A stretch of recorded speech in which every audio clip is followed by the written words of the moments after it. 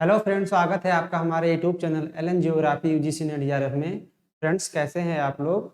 आज हम लोग पढ़ने वाले हैं ओशनोग्राफी में ओशन का टेम्परेचर। इससे पहले हमने ओशनोग्राफी में पढ़ा था बॉटम ओशन रिलीफ, ठीक है, जिसमें हमने बात किया था अटलांटिक ओशन की बॉटम रिलीफ की, साथ ही साथ इंडियन ओशन और पैसिफिक ओशन की। आज हम बात करने वाले हैं ओशनिक टेम्परेचर की कि ओशन में टेम्परेचर का क्या महत्व है, टेम्परेचर का वितरण कैसा है, ठीक है, और टेम्परेचर को प्रभावित करने वाले फैक्टर्स कौन कौन से हैं। ये थोड़ा कंसेप्चुअल है, इसमें कंसेप्ट ज़्यादा है, साथ ही साथ थोड़ा आपको क्या करना है, फैक्ट भी क्या करना है, याद रखना है। तो चलिए बिना किसी देरी के हम लोग स्टार्ट करते हैं ओशन के टेम्परेचर की, ठीक है। तो आइए देखते हैं।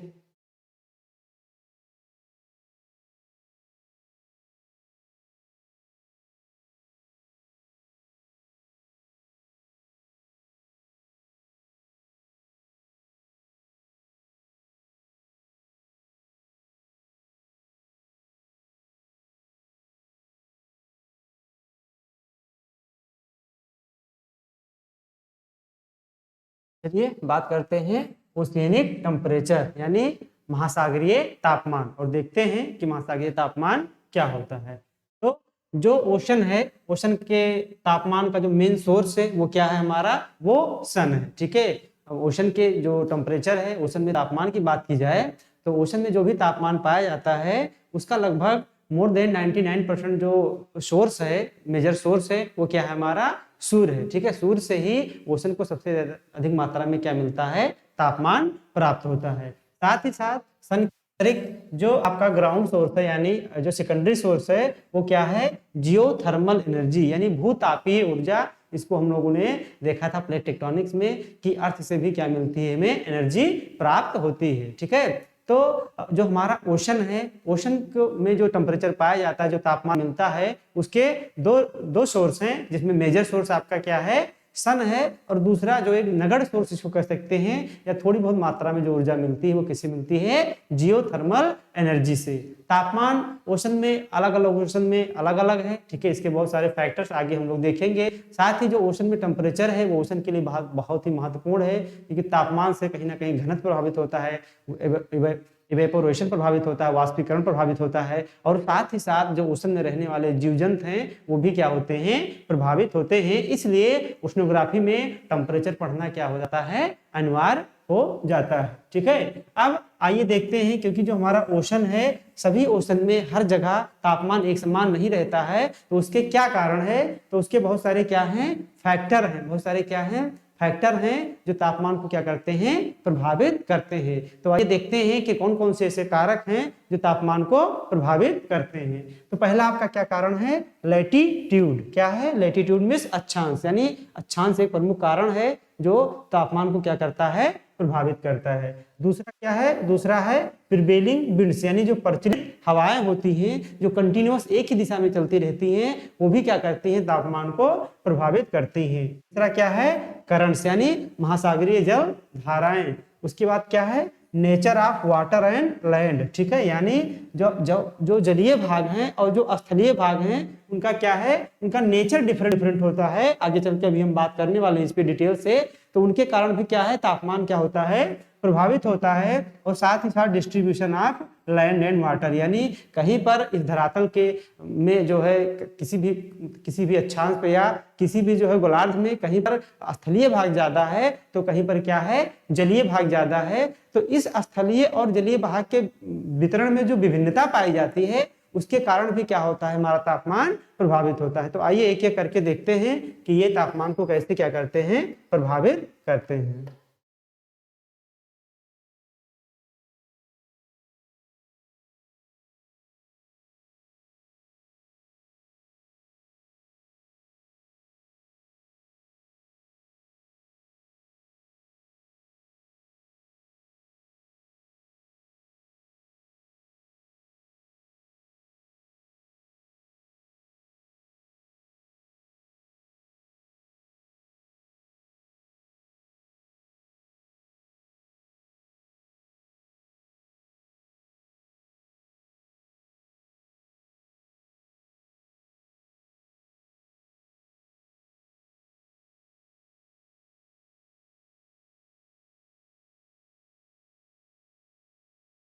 चलिए थोड़ा टेक्निकल एरर आ गया था, आइए देखते हैं।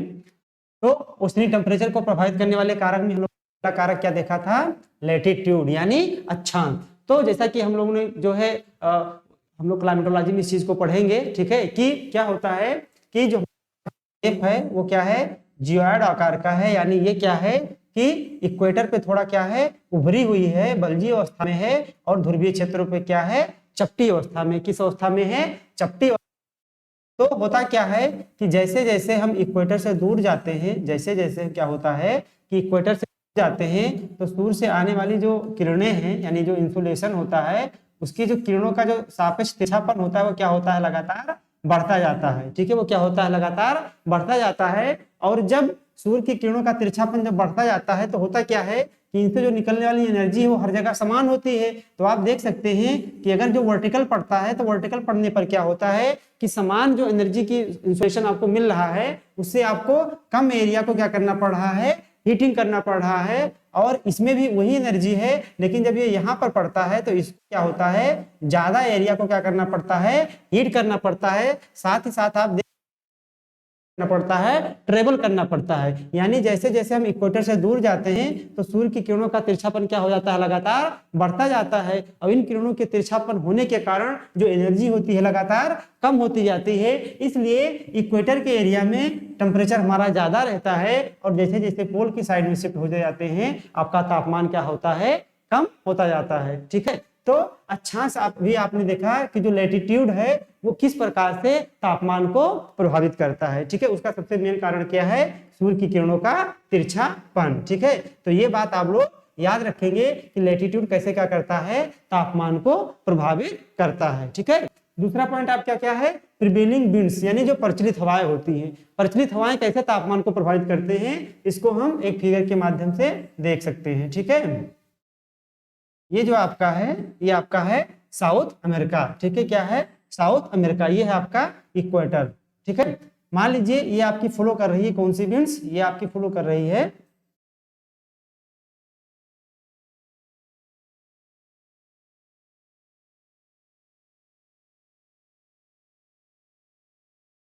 Trade winds. ये क्या फ्लो कर रही है, ये आपकी फ्लो कर रही है ट्रेड विंड्स, यानी व्यापारिक पवने। ठीक है, क्या फ्लो कर रही है, ट्रेड विंड्स, क्योंकि प्रचलित पवने उन्हें कहते हैं, ठीक है, जो क्या होती हैं, कंटिन्यूअस चलती रहती हैं।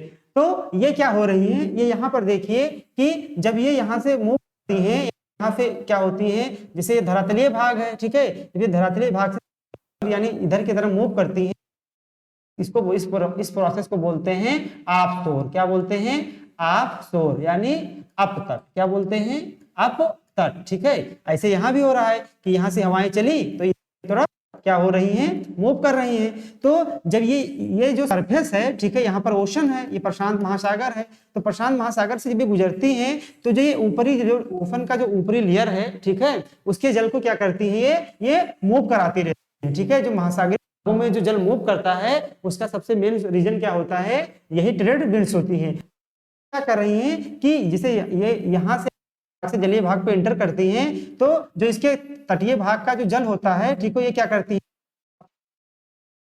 ले आती है, दूर लेकर जल को मूव करके दूर। तो यहाँ पर क्या होता है, यहाँ पर जो ऊपरी लेयर हो जाता है सरफेस का, ठीक है, वो जलीय भाग हट जाता है। जलीय भाग हटने के कारण यहाँ का प्रेशर कम होता है और नीचे से क्या होता है, ठंडा जल ऊपर आ जाता है। इस प्रोसेस को बोलते हैं अपवेलिंग। क्या बोलते हैं, अपवेलिंग। ठीक है, यानी जब यहाँ से हवाएं जल को मूव करा ले गई तो यहाँ का ऊपर जो ऊपरी जल था वो कम होने से प्रेशर कम हो गया। प्रेशर कम होने से नीचे से जल, प्रेशर को बनाए रखने के लिए नीचे से जल ऊपर आता है और नीचे का जल क्या हो जाता है, ठंडा होता है। और जब नीचे से जल ऊपर आता है तो इस प्रोसेस को बोलते हैं अपवेलिंग। और यहाँ का तापमान क्या हो जाता है, ठंडा जल आने के कारण ज्यादा कम हो जाता है। क्या हो जाता है, कम हो जाता है। यानी जो पहले का तापमान अगर यहाँ 20 डिग्री था तो अब ठंडा जल आने से इसका तापमान क्या हो जाता है, 15 डिग्री हो जाता है। और जब यही जो हवाएं होती हैं ये कहाँ ले जाती हैं, ये सारे जल को ले जाकर कहीं ना कहीं, जैसे ये हवाएं यहाँ अपतट हो रही है, तो जैसे मान लीजिए यहाँ पर क्या है आपका ऑस्ट्रेलिया है, क्या है आपका ऑस्ट्रेलिया पड़ेगा। तो ये सारी जब जल लेकर जो हवाएं आ रही हैं ये कहाँ इकट्ठा कर रही हैं, ऑस्ट्रेलिया के पूर्वी साइड में। तो ऑस्ट्रेलिया के पूर्वी साइड में यहाँ पर जो जल होता है वो है उसको क्या कहते हैं, आनशोर। क्या कहते हैं, आनशोर यानी अनुतट। ठीक है, क्या बोलते हैं, अनुतट।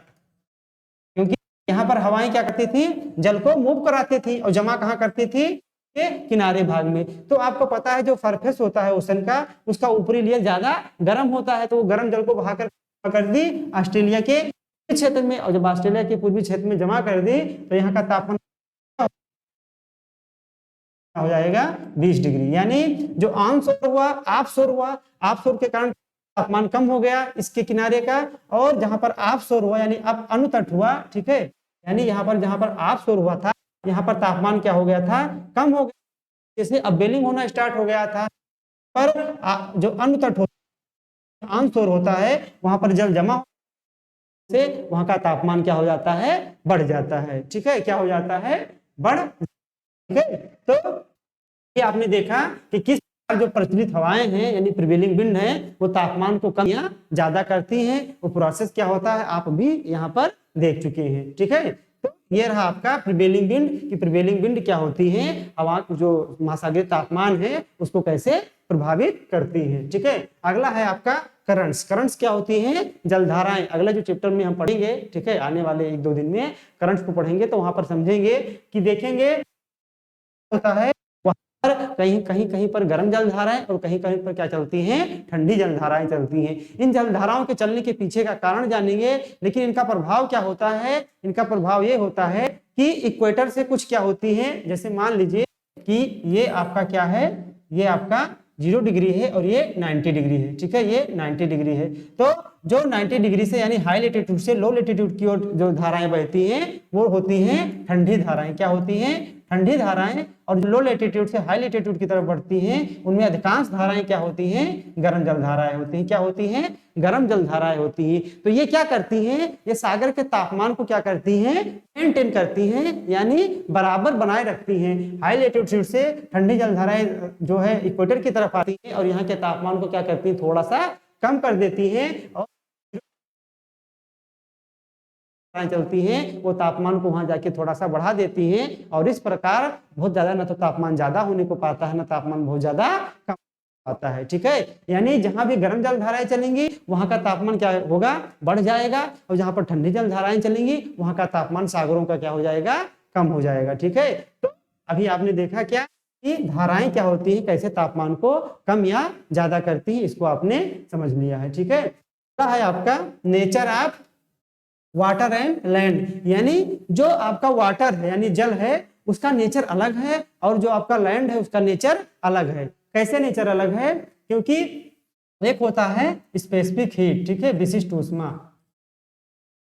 स्पेसिफिक हीट, स्पेसिफिक हीट क्या होता है, विशिष्ट ऊष्मा, यानी किसी भी पदार्थ के टेम्परेचर को 1 डिग्री बढ़ाने के लिए जितनी एनर्जी की आवश्यकता होती है उस वस्तु का उसे क्या कहते हैं, स्पेसिफिक हीट यानी विशिष्ट ऊष्मा कहते हैं। यानी किसी भी पदार्थ का तापमान 1 डिग्री बढ़ाने के लिए जितनी एनर्जी की आवश्यकता होती है उसे इस पदार्थ की क्या बोलते हैं, विशिष्ट ऊष्मा बोलते हैं। तो आपका वाटर है, ठीक है, वाटर तापमान को 1 डिग्री आपको बढ़ाना है। ठीक है, 1 डिग्री इसके तापमान को बढ़ाने के लिए लगभग आपको 1 कैलोरी एनर्जी की आवश्यकता होती है। कितना, 1 कैलोरी एनर्जी की आवश्यकता होती है। वहीं पर जो लैंड है, लैंड के 1 डिग्री टेम्परेचर को बढ़ाने की 1 डिग्री नहीं लेकिन मान लीजिए 1 डिग्री से भी कम, लगभग 0.4 या कह सकते हो 0.5 कैलोरी एनर्जी की आवश्यकता होती है। यानी अगर 1 डिग्री तापमान हम वाटर को दे दें और 1 डिग्री लैंड को दे दें, तो 1 डिग्री लैंड को देंगे तो आप ये तापमान कितना बना लेगा, लेकिन अगर वाटर को 1 डिग्री टेम्परेचर दिया जाए तो इसका तापमान केवल कितना बढ़ेगा,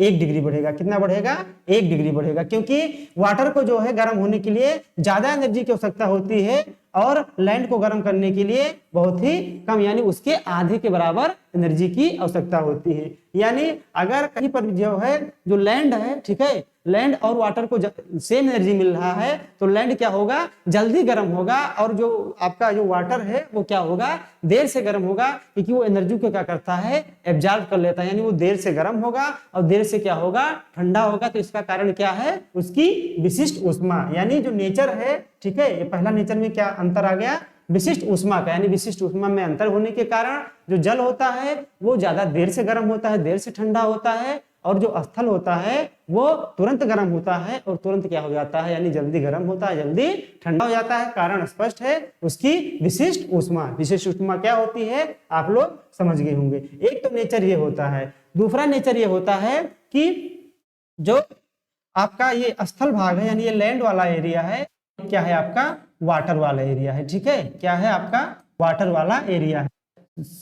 दोनों को इंसुलेशन समान मात्रा में मिलता है। ठीक है, मान लीजिए जितना इंसुलेशन इसको मिल रहा है उतना इंसुलेशन इसको मिलता है, लेकिन जो वाटर बॉडी होती है, वाटर बॉडी में जो आपका इंसुलेशन है, ठीक है, वो लगभग 200 मीटर की गहराई तक प्रवेश कर जाता है। कितनी मीटर तक? यहाँ से अगर जो है बेस लेवल से देखा जाए तो यहाँ से लगभग कितना मीटर जो है आपकी गहराई तक जो आपका इंसुलेशन है वो क्या होता है, सूर्य की किरणें पहुंच जाती हैं। ठीक है, यानी इतनी एनर्जी चली तो इसके 200 मीटर तली तक क्या हुआ, इसको गर्म करना है। लेकिन जो आपका लैंड होता है ये क्या होता है, ये अपारदर्शी होता है। क्या होता है? अपारदर्शी होता है। इसलिए इसमें बहुत ज्यादा मात्रा में यानी 10 से 20 मीटर तक जो भाग होता है वही क्या हो पाता है, गर्म हो पाता है। यानी इतनी एनर्जी को केवल 10 मीटर तक के एरिया को गर्म करना है और सेम एनर्जी से क्या करना है, 200 मीटर तक के एरिया को गर्म करना है। इसलिए जो स्थल होता है वो जल्दी गर्म हो जाता है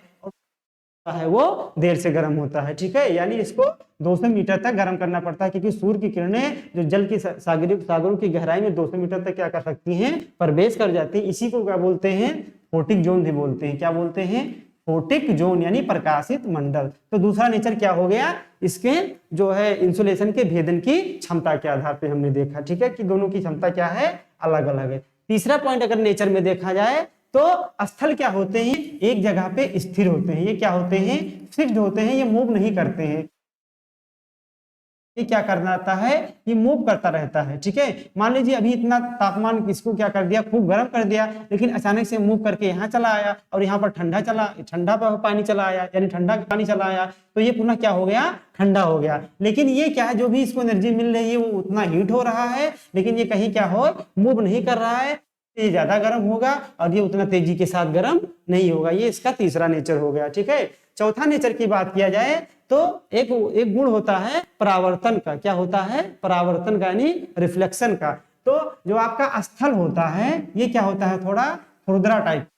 ठीक है, क्या होता है, स्मूथ नहीं होता है बल्कि रफ होता है। और आपको पता है जो सतह जितनी रफ होगी उसका परावर्तन का दर उतना ही कम होगा। यानी जो कुछ भी मिलता है ये क्या करता है, इसको एब्जॉर्ब कर लेता है। लेकिन वाटर इसकी तुलना में तुलनात्मक रूप से थोड़ा सा क्या होता है, स्मूथ होता है। इसलिए बहुत सारा इंसुलेशन जो है वाटर सरफेस से पढ़कर क्या हो जाता है, सीधे वापस लौट जाता है। उसी गुण को कहते हैं परावर्तन या रिफ्लेक्शन। रिफ्लेक्शन में कोई चेंज नहीं आता, यानी शॉर्ट फॉर्म में आया और शॉर्ट फॉर्म में क्या हो गया, वापस हो गया। एक तो है जो है नेचर में ये अंतर होता है। ठीक है, तो इतने अंतर इसके नेचर में होने के कारण क्या होता है कि स्थलीय भाग ज्यादा जो है टेम्परेचर बनाते हैं और जो ओशनिक भाग होते हैं यानी जो वहां पर वाटर बॉडी होती है वो तापमान को उतना जल्दी मेंटेन नहीं कर पाते हैं। ठीक है, तो ये पॉइंट हो गया। अब आइए हम आगे देखते हैं distribution of water and land. ठीक है, distribution of water and land में ये देखते हैं कि उत्तरी गोलार्ध में जो है स्थलीय भाग ज्यादा है,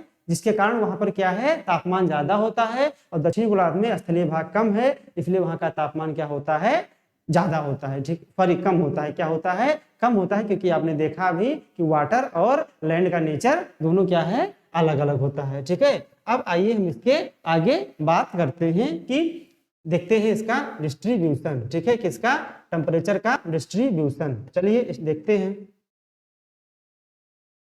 तो हम लोगों ने देखा कि जैसे जैसे हम 0 डिग्री से 90 डिग्री तरफ मूव करते हैं वैसे से तापमान क्या होता जाता है, कम होता जाता है। तापमान क्या होता जाता है, कम होता जाता है। ठीक है, लेकिन तापमान को दिखाने के लिए किसका प्रयोग करते हैं, आइसोथर्म। क्या होता है, आइसोथर्म होता है समताप रेखा, यानी समान तापमान को मिलाने वाली क्या होती है, रेखा को बोलते हैं आइसोथर्म। ठीक है, तो जैसे अगर हम 0 डिग्री से 90 डिग्री तक जाते हैं तो तापमान कम होता जाता है, एक जनरल नियम है। लेकिन क्या होता है कि तापमान को दिखाने के लिए किसका प्रयोग करते हैं, क्षैतिज तापमान को आइसोथर्म का प्रयोग करते हैं। आइसोथर्म यानी समान तापमान को जोड़ने वाली रेखा होती है, और इसका नेचर ये होता है कि ये जो होता है अधिकांश लैटिट्यूड जो होते हैं, अक्षांश होते हैं, उनके क्या होती है, पैरेलल होती है। क्या होती है, पैरेलल होती है, ये बात भी आप लोग जानते रहिए। ठीक है, अब जब हम आइसोथर्म खींचते हैं किसी भी मैप पे तो 2 महीने का जो क्या लेते हैं, रिप्रेजेंटेटिव लेते हैं, प्रतिनिधित्व मानते हैं, यानी जुलाई के समय को और जनवरी के समय को, क्योंकि एक टाइम उत्तरी गोलार्ध में जुलाई में तापमान ज्यादा होगा और एक टाइम जो है जनवरी में सबसे कम होगा, और दक्षिणी गोलार्ध में क्या होगा, जनवरी में एक टाइम सबसे ज्यादा तापमान होगा और जुलाई में सबसे कम होता है। ठीक है, तो देखिए एक यहाँ पर समझने वाली बात यह है कि उत्तरी गोलार्ध में लैंड क्या है, ज्यादा है, और लैंड ज्यादा होने के कारण जो आइसोथर्म होता है वो काफी क्या होता है, फ्लक्चुएट करता है। लेकिन दक्षिणी गोलार्ध में जलीय भाग ज्यादा है, इसलिए जलीय भाग का तापमान ज्यादा बदलता नहीं है, लगभग वही बना रहता है। इसीलिए जो आइसोथर्म है वो क्या होता है आपका, वो जो अक्षांशों के क्या होता है, पैरेलल होता है। क्या होता है, पैरेलल होता है। ये बात भी आपको क्या करनी है, ध्यान रखनी है। ठीक है, अब एक बात ये है, मान लीजिए हम देखते हैं उत्तरी गोलार्ध में आइसोथर्म को, किसको, उत्तरी गोलार्ध में आइसोथर्म को हम लोग देखते हैं। ठीक है, तो उत्तरी गोलार्ध में जब हम हैं किस महीने में, एक बार हम देखेंगे जो है आपका जुलाई महीने में और एक जनवरी महीने में। यहाँ पर समझने वाली बात ये है कि जो आइसोथर्म खींचते हैं तो जो आइसोथर्म क्या होता है, आइसोथर्म किसी भी स्थान के वास्तविक तापमान बताता है, बल्कि ये किसके तापमान को बताता है, सागर के तापमान को बताता है। क्योंकि जब आइसोथर्म खींचे जाने की बात की गई तो मान लीजिए ये आपको दिखाई दे रहा होगा 30 डिग्री की आइसोथर्म है। ठीक है, तो अब ये जहां जहां 30 डिग्री जाएगा, क्योंकि आइसोथर्म इक्वल तापमान को मिलाने वाली क्या होती है, रेखा होती है, तो जब जहां जहां से जाएगा इक्वल तापमान उसी को मिलाएगा। लेकिन मान लीजिए स्थलीय भाग पर पहुंचने पर हमें कहीं पर बर्फीली मिलती है, तो कहीं पर हिमालय माउंटेन जैसा पर्वत मिलता है जहां का तापमान -0 डिग्री हो जाएगा, तो ये समस्या उत्पन्न हो गई। तो इसलिए क्या हुआ कि जहां पर तापमान मान लिए कि उसके तापमान को हम सागर के तापमान से कन्वर्ट कर दिए और उसके आसपास के तापमान को मान लिए, ताकि क्या है आपका आइसोथर्म ज्यादा फ्लक्चुएट ना करे। ठीक है, इसमें जो समझने वाली बात ये है वो ये है कि जो आपका आइसोथर्म है हम किस महीने में देख रहे हैं, जुलाई के महीने में। तो जुलाई के आइसोथर्म क्या होता है, ठीक है, जुलाई में सूर्य कहाँ उत्तरायण रहेगा, उत्तरी गोलार्ध में रहेगा। ठीक है, आपको पता है उत्तरी गोलार्ध में सूर्य क्या रहेगा, उत्तरायण रहेगा। अब मान लीजिए 30 डिग्री की आइसोथर्म चल रही है, ये आपका सागर है। अब आपको पता है कि सागर पे अगर 30 डिग्री जिस अक्षांश से चल रही है उसी अक्षांश पर स्थल पर 30 डिग्री नहीं तापमान होगा, क्योंकि स्थल क्या होगा, इससे ज्यादा गर्म होगा, क्योंकि सूर्य क्या उत्तरायण है। ठीक है, अगर 30 डिग्री यहाँ देखा जाए तो इसी के फामान देखा जाए तो यहाँ पर लगभग 40 डिग्री तापमान होना चाहिए, क्योंकि अगर सागर का तापमान 30 है तो इससे ज्यादा तापमान किसका होगा, स्थल का होगा, क्योंकि इसका नेचर आप जानते हैं। इसीलिए जैसे ही यह क्या होती है, स्थलीय भाग पे होती है, जैसे ही किस मुड़ जाती है। देखिए ये 30 डिग्री है, लेकिन अगर इसको हम सीधे मिलाते तो ये क्या हो जाता है, यहाँ लगभग 40 डिग्री तापमान पाया जाएगा, क्योंकि ये क्या है, स्थल है। ठीक है, तो जैसे ही ये सागरीय भाग से जलीय भाग से स्थलीय भाग पे पहुंचती है तरफ मुड़ जाती है, क्योंकि ये 30 डिग्री ढूंढती है, तो 30 डिग्री इसको कहाँ मिलेगा, अगर जैसे हम स्थल पर यहाँ पर सूर्य कहाँ पर होगा आपका, जुलाई में उत्तरी गोलार्ध में होगा, तो यहाँ का तापमान तो और ज्यादा होगा, यानी ये 30 डिग्री खोजने के लिए किधर भागेगा, इधर आपका ध्रुवों की तरफ भागेगा, क्योंकि तापमान 30 डिग्री यहाँ है, तो इसके सामने से अगर खींचते तो यहाँ लगभग 40, क्योंकि स्थल है, और नीचे आओगे तो तापमान और ज्यादा होगा, क्या है, उत्तरायण है, इसीलिए चोट करेगा 30 डिग्री ढूंढने के लिए ध्रुवों की तरफ। यानी इससे ये हुआ कि जुलाई में सागर से जैसे ही स्थल की ओर बढ़ेंगे तो जो आपका आइसोथर्म है वो किधर मुड़ जाता है, वो आपका टोटल मुड़ जाता है ध्रुवों की तरफ। ये पॉइंट आपको याद रखना है। ठीक है, वहीं पर जनवरी पर देखेंगे तो जनवरी पर इसकी क्या स्थिति हो जाएगी, जैसे मान लीजिए जनवरी में तापमान जो है सूर्य कहाँ होगा, दक्षिणायन में होगा, सूर्य कहाँ होगा, दक्षिणायन होगा। अब डिग्री की क्या है आपकी, 10 डिग्री की आइसोथर्म है, जब सूर्य दक्षिणायन है, ठीक है, ये 10 डिग्री है, तो यहाँ पर क्या होगा, यहाँ पर ठंडा होगा, उत्तरी ज्यादा ठंडी पड़ेगी, जैसे इस समय की कंडीशन है। ठीक है, तो जैसे ये 10 डिग्री तापमान की रेखा जा रही है, तो 10 डिग्री सीधे अगर जाती तो ये यहाँ पर अगर सागर पर 10 डिग्री है तो ये ज्यादा ठंडा होगा, तो इसके सामने चले जाएंगे तो ये कम से कम क्या होगा, 8 डिग्री होगा, क्योंकि सागर की तुलना में क्या होगा, ये ज्यादा ठंडा होगा। ठीक है, क्या होगा, ज्यादा ठंडा होगा। तो अब होगा क्या कि 10 डिग्री तापमान अगर इसके उत्तर में जाओगे तो उत्तर में और ठंडी होगी, क्योंकि जो है सूर्य कहाँ है, दक्षिणायन में है, इसलिए 10 डिग्री को पाने के लिए किधर मुड़ जाती है, ध्रुवों की ओर मुड़ जाती है। ठीक है, तो आपको बस ये याद रखना है यहाँ पर कि जुलाई में आइसोथर्म, ठीक है, कहाँ मुड़ेगी, ध्रुवों की तरफ मुड़ जाती है, उत्तरी गोलार्ध की बात हो रही है, और जो है जनवरी में ये विषुवत रेखा की तरफ मुड़ जाती है। ठीक है, ये पॉइंट आपको इसलिए याद रखना है क्योंकि एग्जाम में आपसे क्या होगा, ये पॉइंट पूछा जाएगा। ठीक है, तो आज के लिए इतना ही, मिलते हैं हम लोग अपने नेक्स्ट वीडियो के साथ। ठीक है, अभी हम तापमान में इसका वर्टिकल डिस्ट्रीब्यूशन देखेंगे। ठीक है, तो ये पॉइंट हम लोग कहाँ देखेंगे, नेक्स्ट वीडियो में। मिलते हैं नेक्स्ट वीडियो के साथ। Thank you.